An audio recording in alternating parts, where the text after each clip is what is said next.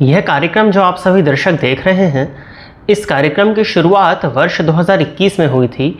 अर्थात लगभग 5 वर्ष से अधिक समय इस कार्यक्रम को बनते बनते हो चुका है। इस कार्यक्रम के माध्यम से मैं आप सभी दर्शकों की जन्म कुंडली का निःशुल्क अध्ययन करता हूं। आप सभी दर्शक अपनी डिटेल्स देते हैं, उन डिटेल्स को सिलेक्ट किया जाता है और आपकी जन्म कुंडली से संबंधित यदि कोई प्रश्न होता है जिसका आंसर आपके लिए बहुत ज़्यादा इम्पोर्टेंट है और आप सशुल्क अपनी जन्म कुंडली का विश्लेषण नहीं करा सकते हैं, तो आपको निःशुल्क जन्म कुंडली अध्ययन के माध्यम से अपनी जन्म कुंडली दिखाने का मौका मिल जाता है।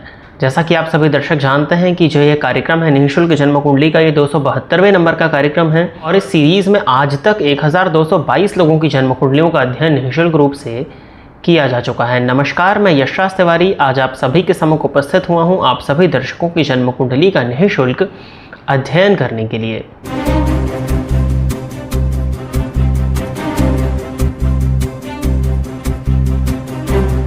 यदि आप भी अपनी जन्म कुंडली का अध्ययन निःशुल्क रूप से कराना चाहते हैं तो आप अपनी बर्थ डिटेल्स, जैसे कि आप अपना नाम, अपने जन्म की तिथि, अपने जन्म का समय और अपने जन्म का स्थान, ये चारों ही चीज़ें किसी भी एक स्पेसिफिक प्रश्न के साथ में इस वीडियो के कमेंट सेक्शन में दे दीजिए। आपकी डिटेल्स को देने के कुछ ही समय के बाद में आपकी जन्म कुंडली का अध्ययन मेरे द्वारा ठीक इसी प्रकार से यूट्यूब पर वीडियो बना करके निःशुल्क रूप से किया जाएगा। किस तरह से जन्म के विवरण को दिया जाता है, ये यदि आपको नहीं पता है या नहीं समझ में आ रहा है तो इस कार्यक्रम को देखिए। और यदि आप जन्म कुंडली का अध्ययन करना सीखना चाहते हैं तो किस तरह से जन्म कुंडली का अध्ययन किया जाता है, यह भी इस कार्यक्रम के माध्यम से आप सीख सकते हैं। आपको जन्म तिथि, जन्म समय, जन्म स्थान और एक स्पेसिफिक प्रश्न अपने नाम के साथ में देना होगा।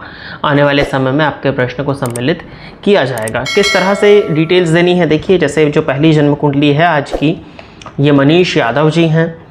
डेट ऑफ बर्थ बताया है इन्होंने 30 जुलाई 1987 और जन्म का समय दिया हुआ है सुबह के 7:21। जन्म स्थान है रांची, झारखंड।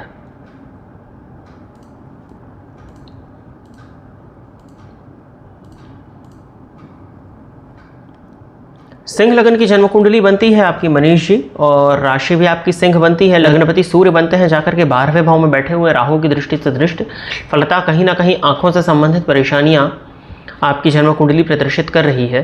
प्रश्न इन्होंने किया है, व्यवसाय में बार बार नुकसान हो रहा है, क्या आगे सफलता के संकेत हैं? देखिए, आपको बताना चाहिए था कि आप किस चीज़ का व्यवसाय कर रहे हैं। वर्तमान समय में आपको राहु की महादशा चल रही है और राहु आपकी जन्म कुंडली के अष्टम भाव में बैठे हैं।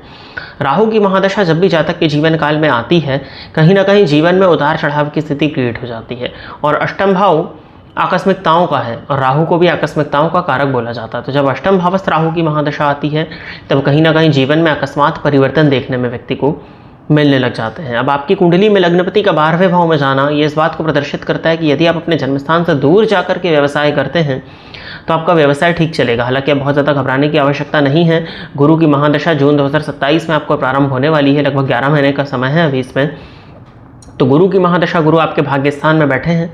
गुरु की महादशा आपके लिए कहीं ज़्यादा श्रेष्ठ होगी और व्यवसाय में आपके लिए उन्नति कराने वाली दिखाई देती है। आपकी कुंडली में व्यापार भाव के स्वामी शनि बनते हैं जाकर के चतुर्थ भाव में वक्री होकर के बैठे हुए हैं और चतुर्थपति मंगल 12वें भाव में नीच के हैं।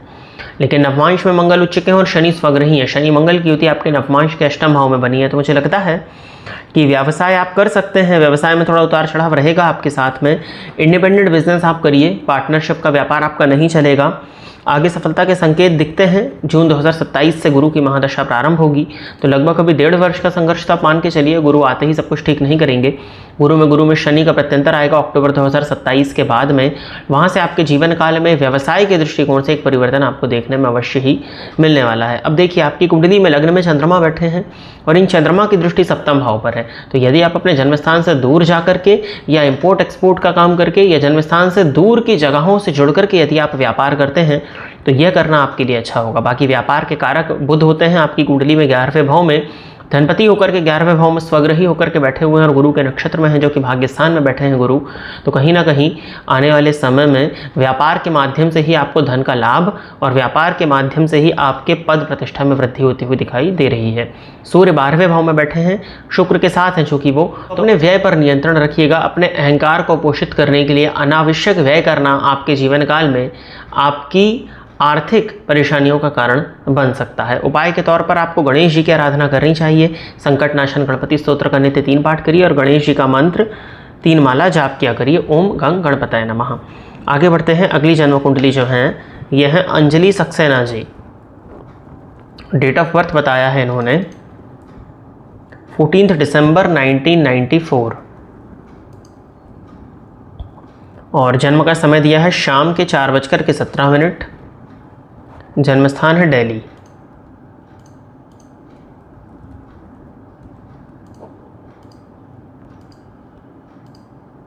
वृषभ लग्न की आपकी जन्म कुंडली बनती है।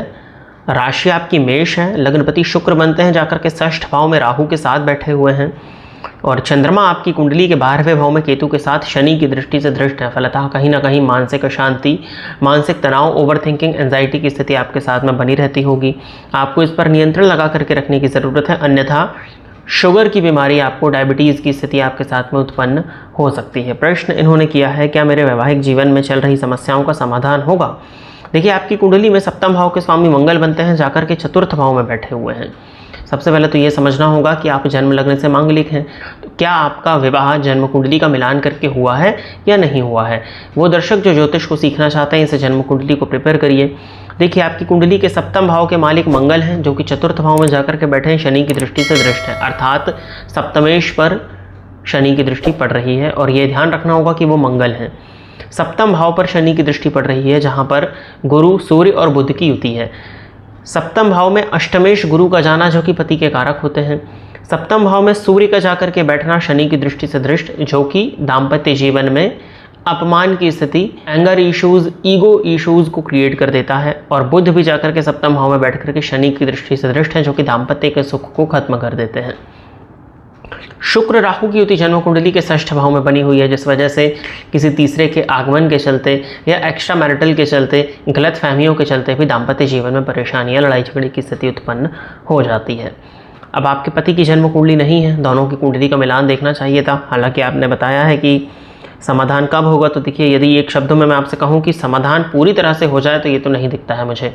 अभी मंगल में बुध है, मंगल में केतु आएंगे तब भी प्रॉब्लम होगी, फिर मंगल में शुक्र आएंगे तब हो सकता है कोई आपके जीवन में आ जाए।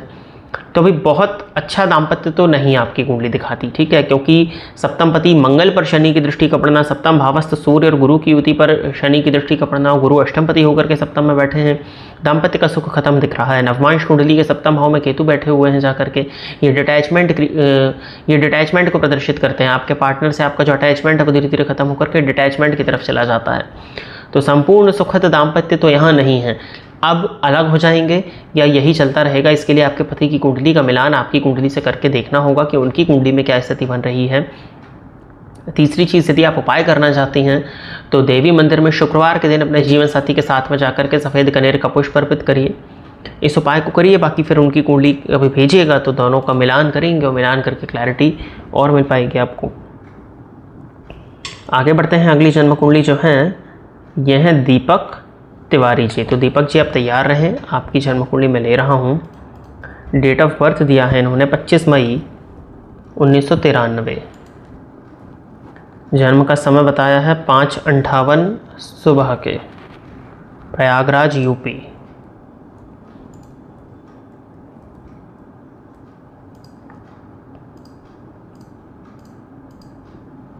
वृषभ लग्न है, मिथुन राशि है। लग्नपति शुक्र 11वें भाव में उच्च राशि में बैठे हुए हैं जाकर के, और एकादशेश की दृष्टि से दृष्ट हैं। लग्न में ही सूर्य, केतु और बुध की युति है आपकी कुंडली में। आपके भी 7वें भावस्थ राहु पर शनि की दृष्टि पड़ रही है, तो विवाह यदि नहीं हुआ है तो कुंडली मिला के करिएगा, और यदि हो चुका है तो उसमें दिक्कतें हैं। हालांकि प्रश्न नहीं है आपका विवाह का। इन्होंने लिखा है क्या विदेश में नौकरी या स्थायी निवास के योग हैं। आपकी कुंडली में लग्नपति 11वें में बैठे हैं, स्वदेशपति लग्न में है, विदेशपति पराक्रम में और परमानेंट विदेशपति 5वें भाव में बैठे हैं। वैसे तो देखिए, आपकी कुंडली स्वदेश में ही विकास को प्रदर्शित कर रही है, तो यदि आप अपने जन्म स्थान में भारत में ही रहते हैं तो यहीं पर रहना आपके लिए अच्छा होगा, क्योंकि विदेशपति का पराक्रम भाव में नीच राशि में जाकर के बैठना, विदेश में मुझे कोई बहुत अच्छी सफलताएं आपके लिए नहीं दिखती हैं। पंचमपति लग्न में जाकर के बैठे हैं, आप अपने स्किल सेट के दम पर ही ग्रोथ करने वाले हैं, क्योंकि वो गुरु की दृष्टि से दृष्ट भी हैं।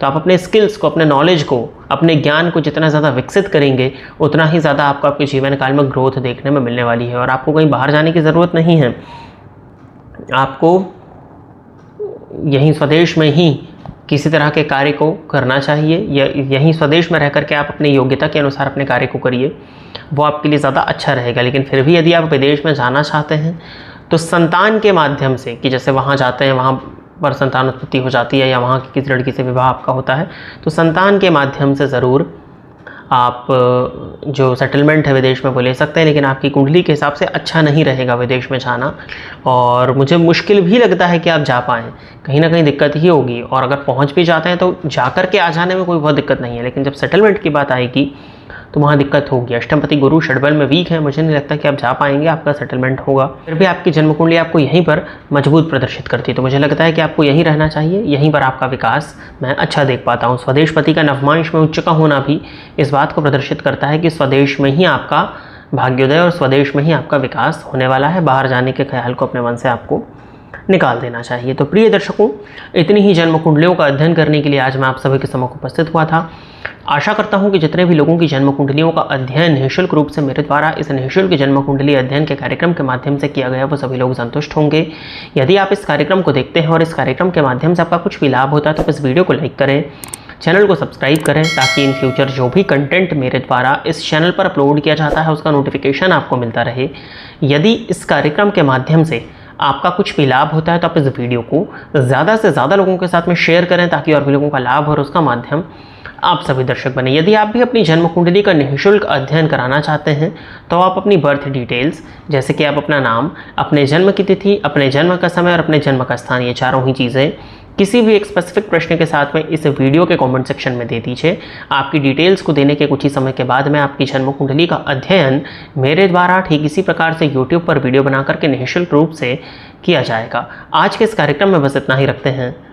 नमस्कार।